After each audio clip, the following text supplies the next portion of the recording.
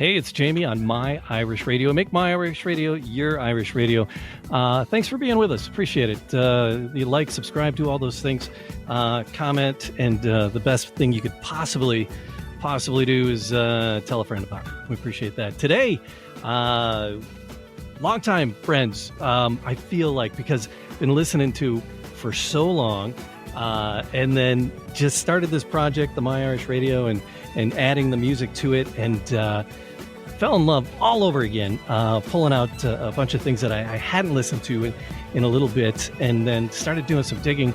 And there's even more. I got to get it. So just amazing things in the Celtic tradition, fiddles on fire, if you were.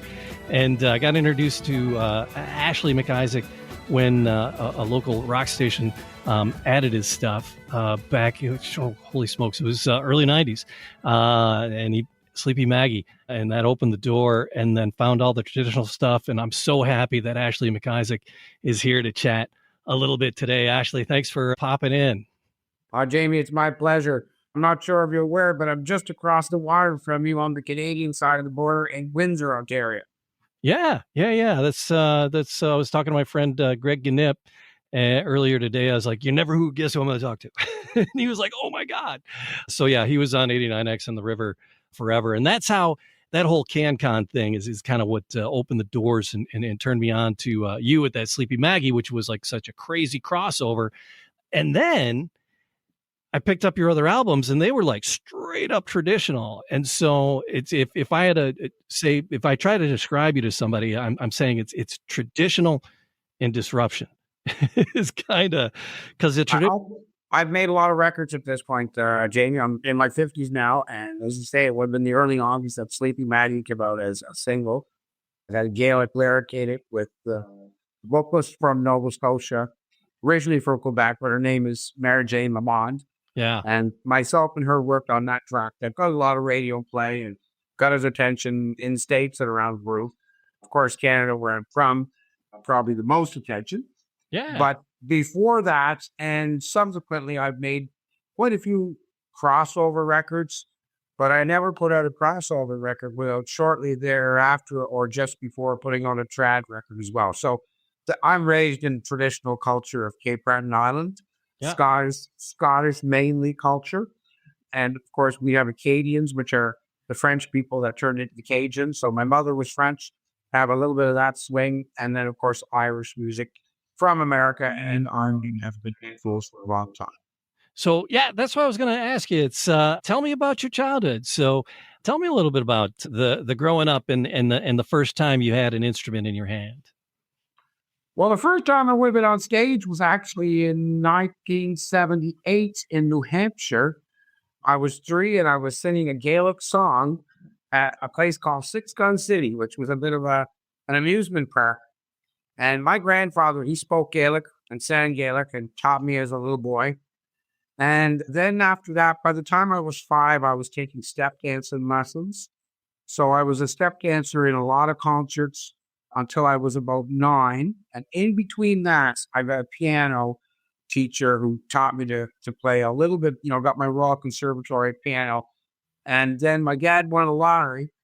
And that's how we were able to afford another instrument. So I got a violin and started with fiddle lessons when I was 9.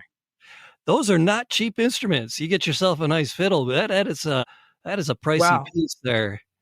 It's funny because, the instrument he bought at the time, we came from the lottery ticket winning place with, my dad had won $150,000, which is a lot for a single income earning family. And everybody got to get a present. My brother wanted an album collection. My sister wanted some balloons. I got a fiddle. I think it was about $125 package. And about a year later, when I was getting, I guess, pretty good to play for my teacher's beliefs, and a musician who was from Cape Breton Island, but lived a lot down in Walton, Watertown area in Boston. So we've had this group of Cape Bretoners that have lived in either the Windsor, Detroit, the Toronto, Mississauga, or the Watertown, Walton, Boston area, all to do with people going away in the 30s, 40s, and 50s to work, be they car jobs, be they whatever kind of jobs.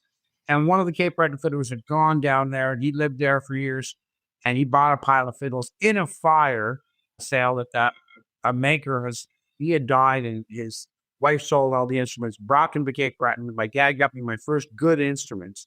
That was $400, and I never paid more than that for anything now. I've never paid more than a couple $100, and what I'm playing right now is like a $69 pawn fiddle. So they always taught me. They said it's the truck, not the truck, it's the driver, right? Hey, there you go.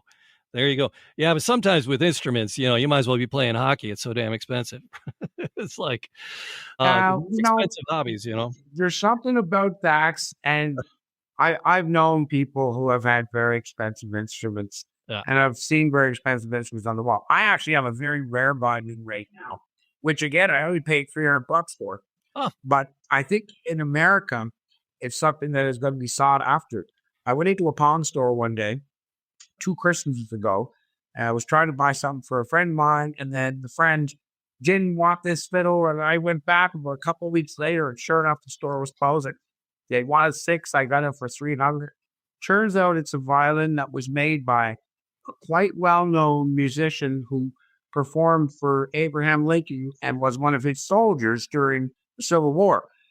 He made the violin in the mid 1830s. He went on after the war to start a music chain and stuff in the late 1800s.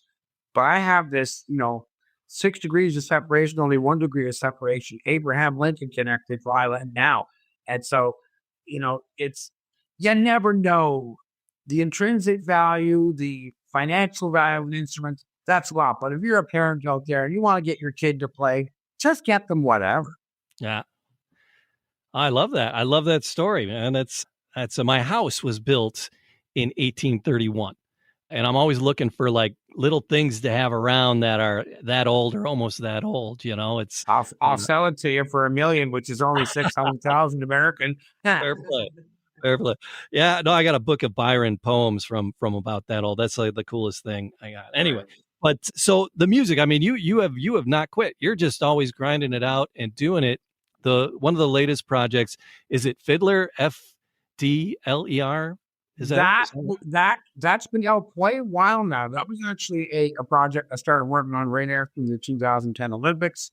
It's more of an EDM style records. There's some hip hop on it and sort of Skrillex sounding stuff. Yeah. That was the last crossover one I think I made. I made a Christmas TV show and recording since that, and a couple of trad records. The most up-to-date thing isn't available because I'm in the process now of doing it, called Country Pride. And so when I started out playing the fiddle, before that, it was the piano and it was a guitar around the house, a strum. I listened to a lot of country music. So since years, I wanted to make a country record. But at the time, the labels back in the 90s said to me, I don't think we're ready for a gay country artist yet, Ashley. So I said, okay, all right, we'll wait. And so I come up with this idea called Country Pride. And in the next couple of months, it should be finished. That'll be the newest thing. Of course, playing a fiddle, I'm a Celtic fiddler, but even the roots of country music and Cajun music, everything else comes back from our Celtic culture. So, I mean, most of your records, the fiddle based, how much singing do you do? I mean, you have other people, you collaborate with people, but how much of the singing do you do? Depends. I've even on Higher Uzi, the album with Sleepy Maggie on it. I sang, I think maybe 1 or 2 songs on that one. Yeah. I think there was 2 actually. One called "Kill Your Foes" and one called "What an Indian Is."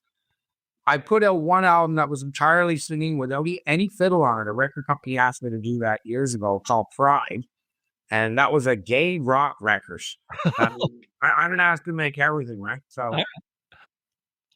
Singing is not my forte, but as an artist on stage, you get with the band, you're performing, and sometimes it just comes out. So I obviously, when I do tour, I don't take a full band out with me all the time. And sometimes it's been a DJ, sometimes just an acoustic guitar player, whatever the case.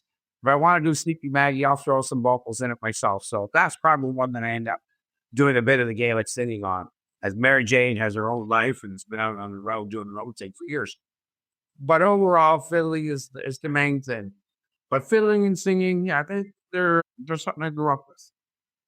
So the music that you write, but the recordings, right? So have you done pretty much all the traditional stuff you want to do, and you're writing new stuff in the traditional style? There's a lot of traditional tunes to find out there, and I occasionally find new ones. And no other reason. Like I wrote the President Trump's Reel back in 2016.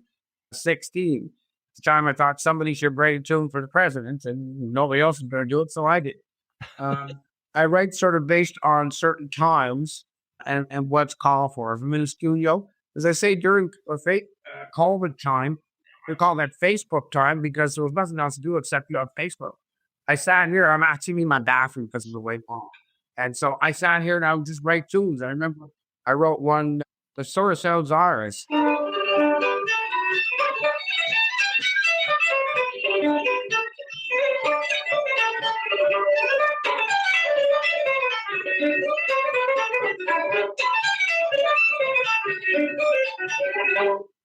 so I write simple melodies like that, but then I do all my own arranging. Uh, I write songs and that sort of thing when I'm trying to sort of commercialize the music as well. I love it. I've been I've been DJ like weddings and parties and things. And back then there was this club, it's the Nova Scotia Club here in the Metro Detroit area. And they would do the square dance, step dance parties, and they would have violinists in, they'd have fiddle players in, and then I would DJ and play like, the hustle song in between, and just the crap for the cruise ships moms to dance to in the breaks and the fiddle players. But I just nothing more than enjoy just watching the community come together. And my first time down in this region of North America was back in 1989. In end of January, I came to play for a Nova Scotia club dance that was happening on the Canadian side in Windsor called the Cape Breton Club. It's the same crew of people that go cross border. But I made my way over to Detroit and met an Irish fiddler named Mick Gavin.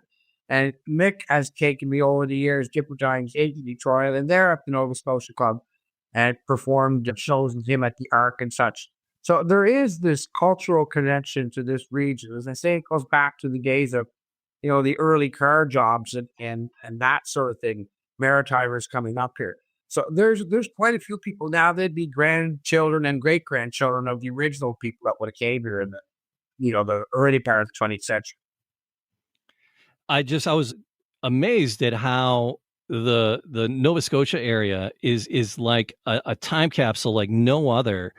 That it was so, it was so cut off. It was so rural that the influences really didn't get there to change. It stayed more Celtic than, things happening in Scotland and Ireland because there were so many advancements going on there. It's interesting to see how it stayed very true to itself. And then once those influences started coming in, it was like, it seemed as though it was very resistant and hung on to it. How often do you get back to that part of Canada? Well, I own a convent, or have a convent that I stay in down in Cape Breton. That was built in 1891, and it was bought for me by my investors. And so I go down there when I want to hang out with the old ghost nuns, and in the summertime when I want to play some events and that sort of thing. But my mom still lives there. So I go in and out just to be there and see my mom. She's in her mid-70s now. Of course, I go down. Usually at Christmas time, I'll go down at the beginning of lobster season. And then sometimes for a festival called Celtic Colors, which happens in early October. And you suggest the idea of the isolation. We were actually at a point not connected to the mainland of North America. Until 1950s, we didn't have a bridge when they built the Canso Causeway. It's called the largest, longest deep water causeway in the world. So before that, that's why a lot of maritimers ended up in the New England states and such, and to this America, to Detroit.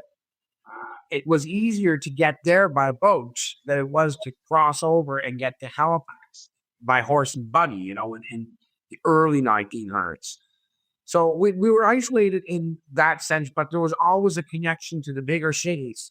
And people would get out and they would bring back their culture. And one of the greatest earliest recordings in Cape Breton, I've heard it once, it's from the very late 1890s.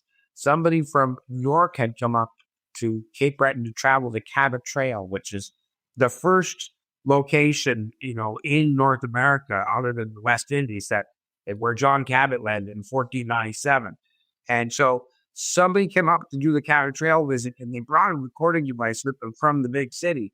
And you hear this old recording of a lady, and she goes, "Get that dumb machine away from me!" Right. And so we've been connected in our own way. Culturally, we're North Americans. We watch what happens in America and Canada, and that's just the way we are. And I think the the historical reason for the cultural music and language of Gaelic and Scottish culture retaining pretty hard is probably more to do with the very early days, the early settlements after the clearance system, in the early 1800s. A lot of people were kicked out of Scotland during what they call Highland clearances, and that was probably a kick in the teeth for people. So when that bunch got to Cape Breton, they they weren't allowed to do some of the things that they were doing in the Highland areas out Skye and Egg and Lloyd Arch. And so they would, they brought those cultural things with them, pipes and the step dancing. And some of the things did get lost in Scotland over the era of the next 100 years, like step dancing. Step dancing was pretty much lost, and it would be only in the more really outer regions of Scotland there was some, and then of course in Ireland, and in the parts that were connected between the two, Donegal, different areas. So there's a reason why we maintained our culture, and some of it is just out of spite, and some of it would have been out of isolation as well. I like the out of spite too. I can agree with that. So when you get to play back there, does it feel different when you're playing there? Is it a different experience for you? Well, I toured now for over 30 years, pretty much internationally, and so a lot of my concerts are in theaters, or I've toured with, like I say, DJs, and I'm out doing like big raves and rock shows with the rock band, and that type of setting is different. I will to serve like bang, hit people for 45 minutes or an hour or whatever it is. The traditional way that I was raised playing was in this sort of square dance culture where you sit down, you have a piano player or a guitar player, or maybe both, and you play usually a 3 or 4 hour gig, and you learn to get a stride. So it's a different type of rhythm, just how the show works. And of course, then play an awful lot of funerals. I probably played 100 funerals before I was 16. So you learn to play certain emotions and feelings that when I am playing in Cape Breton or in that area, I do my best to strike a chord that way. But I've got well known. So people also come out that never would have came to see fiddle music in Cape Breton. Cape Bretoners who the boss that said, I never listened to fiddle music like that. And they'll come out and they sort of expected that, that vibe, the trashing, fill craziness. And so I do a little bit of everything. And Cape Breton obviously is where I'm from. I can't avoid the traditional cultural upbringing of it. It's like you're a paradox in and of yourself. Because you go so far both ways, and you nail it on both ends of it.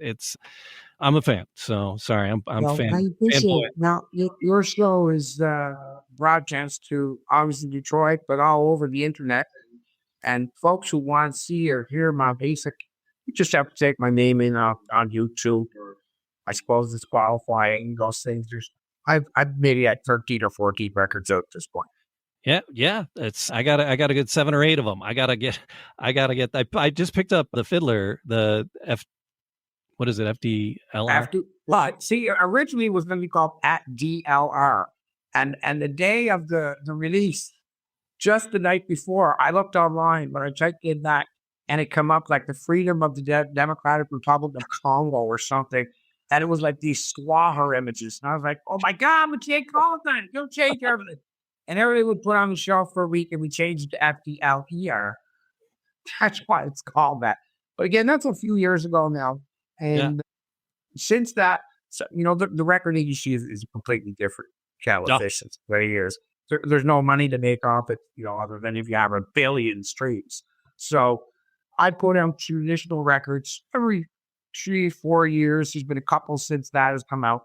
I maybe print 1,000 of them, sell them at gigs, and then move on to the next one. So there is projects that you'll also be able to find some of it on the Judique Celtic Music Centre, which is JUDIQUE. The Judique Celtic Music Centre in Cape Breton probably has most of my traditional ones there on sale. All right. And on your website as well, it's just AshleyMacIsaac.com. And I'll have all that stuff linked for folks. You got that fiddle there. You had that pulled out. Can I trouble you for another short tune? How about I do something Let's see. We just passed Robbie Burns Day for the Scottish people out there. I did. Listening I to us. I was like looking for something interesting to do, like one of his poems, somebody reading his poem, and I Oh, found I got one. I did it. I did it on my Facebook. I'll send you a link. You can post it. It's quite funny.